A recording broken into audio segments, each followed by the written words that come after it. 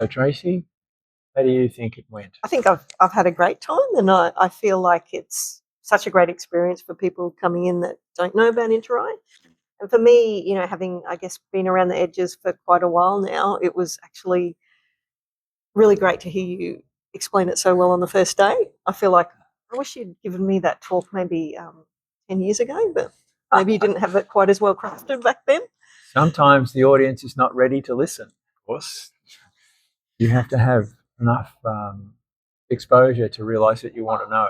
It's not as simple as just telling people. Yeah, and I think obviously things have moved on with interRAI over the years as well, and with software systems and other sort of capabilities that just weren't possible going back 10, 20 years. It's just a much more powerful set of instruments now. Yeah. So we started using interRAI with pen and paper. Of course, although the items are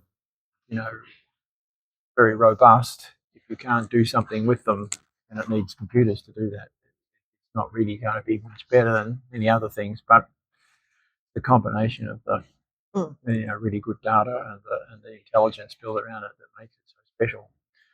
But and then even so, I've been through all of that evolution from paper to rudimentary software to really good software, and it makes a huge difference now, the software.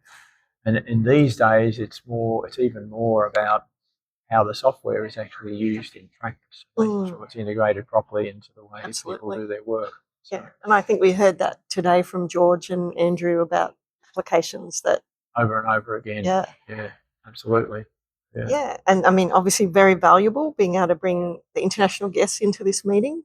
I thought they were sensational.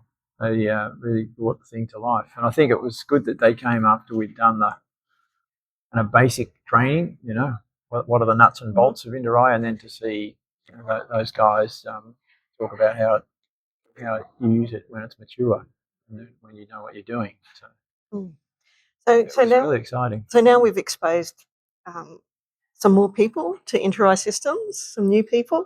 Where do you see this going? Where do you see the outputs from this? Where are we going to take these people the next part of the journey? The easy answer to that is if Australia implements interRAI, then of course data becomes available, and also for those that are interested in implementation and training, there's plenty to do for everybody in the room. But the real challenge comes if that doesn't happen, and yet there's an appetite for people to be involved with interRAI, but there's not a lot of activity in Australia. Then the only other opportunity really is to be part of a promotional effort, or to use interRAI systems in their research if they're researchers. That's still, which is what I've done a lot. You use the tools to enhance the work I'm doing on other matters not directly about interRAI. And some small chances that people can will be able to find international friends that they can participate in work in New Zealand, Canada, Europe. And, so that there are opportunities, but I think that is one of our challenges, is to keep the momentum going if we don't have immediate action in the implementation, which we won't have. It'll take some time, no matter what. Yep.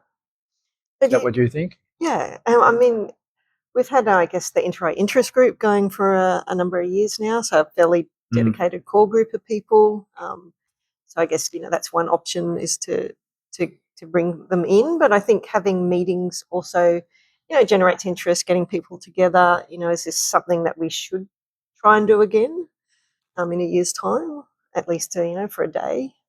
Yeah, I think next time we should involve folks in Singapore and in New Zealand and make it a regional thing. I think that would bring, because they do have data, they do have implementations, and our folks could potentially work with them. Apart from learning from them, they could also perhaps contribute to their research and so forth. So I think that's a good idea next year, perhaps. For those of you listening to this conversation who may have further interests in interRAI systems, please visit our website, interRAI-au.org.